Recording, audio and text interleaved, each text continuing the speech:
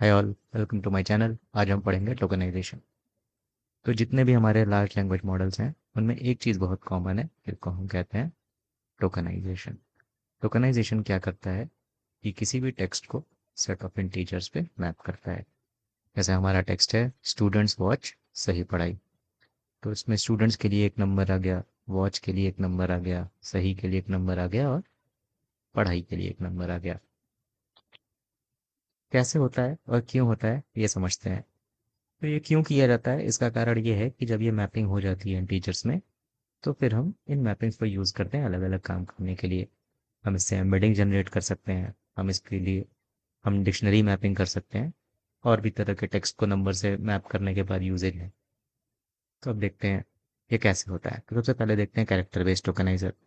इसमें क्या होता है, कोई स्ट्रिंग है, string is a sequence of Unicode characters. तो हमने क्या किया, स्ट्रिंग को मैप कर लिया हमारे यूनिकोड कैरेक्टर्स में। तो इसमें क्या होता है कि हमारे पास ओआरडी फंक्शन होता है पाइथन में। कैरेक्टर डाला, हमें इंटीजर निकल जाएगा। जैसे ओआरडी ऑफ ए, तो ये 97 दे दिया। ORD of some smiley, some non integer और non character non text character, तो उसको कुछ नंबर असाइन हो गया। इसके साथ कुछ प्रॉब्लम होती है। ये प्रॉब्लम का सॉल्यूशन मैं नहीं बताऊंगा, आप पूरा वीडियो देख लीजिए और फिर अपने से खोज के कमेंट करके बताइए। सबसे बेसिक तरीका होता है टोकनाइज करने का, वाइट स्पेस टोकनाइजर।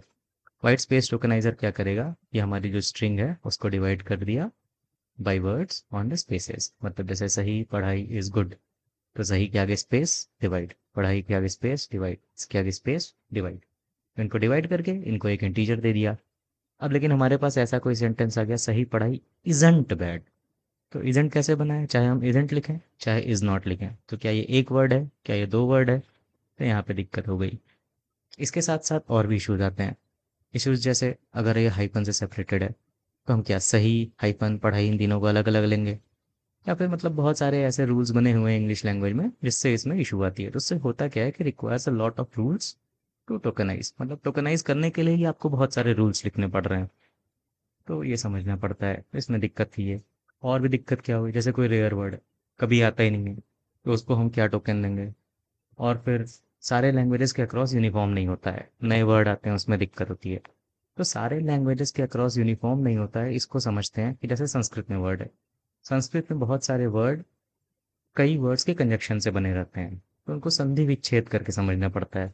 ऐसे ही चाइनीज लैंग्वेज में क्या होता है कि कैरेक्टर बाय कैरेक्टर कई चीज़ें होती है, उनका एक कैरेक्टर एक पूरे दो चार वर्ड को रिप्रेजेंट कर लेता है, या फिर एक कैरेक्टर एक वर्ड को रिप्रेजेंट करे। तो इसलिए यूनिफॉर्म नहीं है सारे लैंग्वेजेस के लिए, इसलिए वाइट स्पेस टोकनाइजर बहुत अच्छा नहीं था, बहुत दिक्कत होती है।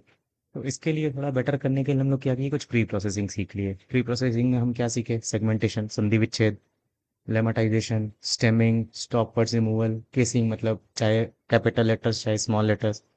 तो ये सारी चीज़ें मैं नहीं बता रहा हूँ क्योंकि इसमें एक डिटेल में लेक्चर बना हुआ है, ये आप लोग देख लीजिएगा, उसका लिंक दिया हुआ है। तो अब वाइट स्पेस टोकनाइजर में दिक्कत आई, तो उससे उभरने के लिए लोगों ने कहा कि सब वर्ड टोकनाइजर करते हैं। तो सब वर्ड बेस्ड टोकनाइजेशन आज भी यूज़ होती है, उसी का एक हमारा एल्गोरिदम है बाइट पेयर एन्कोडिंग। तो उसमें सब वर्ड टोकनाइजर में होता क्या है देख लेते हैं। तो इसमें एक प्री टोकनाइजेशन स्टेप होता है, फिर टोकनाइजेशन स्टेप होता है। प्री टोकनाइजेशन में क्या कहते हैं कि जो भी हमारे वाइट स्पेस बेस्ड टोकनाइजेशन हो रहा है उसको हम कहते हैं प्री टोकनाइजेशन। मतलब जो सिंपल वर्ड्स में डिवाइड कर रहे थे उसको हम क्या कह दिए, प्री टोकनाइजेशन। और अब टोकनाइजेशन में क्या होता है कि इन सारे वर्ड्स जो हैं इनको सब वर्ड्स में डिवाइड करो और उनको टोकनाइज करो। तो इसलिए दो स्टेप आ गया, प्री टोकनाइजेशन और टोकनाइजेशन। इसी में एक हमारा एल्गोरिदम आया बाइट पेयर एन्कोडिंग, जो कि काफ़ी अच्छा एल्गोरिदम है, यूज़ भी होता है बहुत सारे जीपीटी मॉडल में। अब जैसे कोई अनलकीएस्ट करके वर्ड है, इसको टोकनाइज करना है, तो अनलकी एस्ट, ये सब वर्ड्स में डिवाइड हो गया और सारे सब वर्ड्स का अपना टोकन है। तो जो हमारे वर्ड टोकनाइजर के साथ जो इश्यूज थे उसको ये सॉल्व कर दिया, इसकी मदद हो गई। अच्छा, अब बाइट पेयर एन्कोडिंग काम कैसे करता है। तो इसका जो कोर क्रक्स है काम करने का कि use the data to automatically tell what token should be. मतलब डेटा दे दो और ट्रेन कर दो, अपने आप तुम बताओ कि हाँ ये क्या हो सकता है। इसमें दो पार्ट होते हैं, टोकन लर्नर और टोकन सेगमेंटर। टोकन लर्नर यूज होता है ट्रेनिंग टाइम में, तो हम उसको कह देते हैं कि हमें 50,000 टोकन चाहिए गिवन वोकैबुलरी, तो उस तरह का बनता है। और फिर रन टाइम में टोकन सेगमेंटर आता है, जैसे हमारा कोई वर्ड आ गया तो वो डिवाइड करेगा और फिर देखेगा कि सब वर्ड्स की क्या होती है, मतलब सब वर्ड्स को टोकन कैसे दिया जाए। अब बाइट पेयर एन्कोडिंग को समझते हैं, छोटा सा एल्गोरिदम है, कुछ कठिन चीज़ नहीं। सबसे पहला step, pre tokenise the corpus and add special character at the end of each word. फिर उसके बाद क्या है, initialise vocab with the set of all individual character. तो मतलब हमारा जो इनिशियल वोकैबलरी होगा वो सारे सिंगल कैरेक्टर्स के होंगे। जैसे हमारे पास बहुत सारा वर्ड दिया हुआ है, तो उसमें जितने भी यूनिक कैरेक्टर्स आ रहे हैं, तो वो हमारा हो गया इनिशियल वोकैबलरी। मतलब ये जरूरी नहीं है कि ए टू जेड सारा होगा। जो हमारी कॉर्पस है, जो हमारा सेंटेंस दिया हुआ उसमें जो कैरेक्टर यूज हो रहे हैं वही हमारे इनिशियल वोकैबलरी होंगे। अगर उसमें ए मिसिंग है तो ए मिसिंग रहेगा। ठीक, तीसरा step, choose two most frequent tokens. Two most frequent tokens मतलब कौन से वाले सबसे ज्यादा आ रहे हैं। जैसे ए ज्यादा आ रहे हैं या ए बी ज्यादा आ रहे हैं, इन दोनों में से जो भी फ्रीक्वेंट आ रहे हैं उनको लिया, उनको पेयर बनाया और फिर जोड़ दिया। ठीक, और फिर उसके बाद change the occurrence of the two selected tokens by the new merge token. ठीक, मतलब अब काउंट चेंज हो गया ना। तो सिंगल ए का जो था वो चेंज होके ए का काउंट हो गया। ठीक है, रिपीट अंटिल के मर्जेस। तो के मतलब कितने मर्जेस आपको करने हैं, 2 3 4 5 6 7 8। तो ये के आपका भी एक अपना खुद का पैरामीटर है, ये अभी कोई डिसाइड नहीं कर पाया। अब एग्जांपल समझते हैं। जैसे हमारे पास ये कॉर्पस, तो उसमें वर्ड दिया high, highest, older, thinner, old, और ये आगे आगे अंडरस्कोर लगा हुआ है। ठीक है, तो ये जो स्पेशल कैरेक्टर बोला जा रहा था यहाँ पे, वो यहाँ पे यही है, अंडरस्कोर। अब जैसे ये एक सैंपल कॉर्पस लेते हैं, तो हाई उसमें 5 बार आया, हाईएस्ट उसमें 2 बार आया, ओल्डर उसमें 6 बार आया, थिनर उसमें 3 बार और ओल्ड हमारे पास 2 बार आया है। तो अब हमारी जो इनिशियल वोकेबलरी हुई वो अंडरस्कोर DEGHILNORS T यहाँ तक हुई। ठीक, अब हम काउंट निकाले 2 वर्ड का। हमने टू चूज किया उनका, सो हमने HI GH ER और OL। ठीक, इनके काउंट्स निकाले, HI का 10, GH का 7, ER का 9, OL का 8। तो सबसे ज्यादा कौन सा आया, HI कितने हैं 10, यहाँ रिप्लेस होके HI आ गए। 10 कैसे आए, HI यहाँ पे 5 बार, यहाँ पे 2 बार और यहाँ पे 3 बार, तो 5 2 7 3 10। ठीक, उसी तरह GH है, ER है, OL है। तो हमने H और I को रिप्लेस किससे कर दिया, HI से। तो हमारी जो नई डिक्शनरी आ गई HI, और यहाँ पे GH भी आया था, GH स्पेस अंडरस्कोर, HIGHEST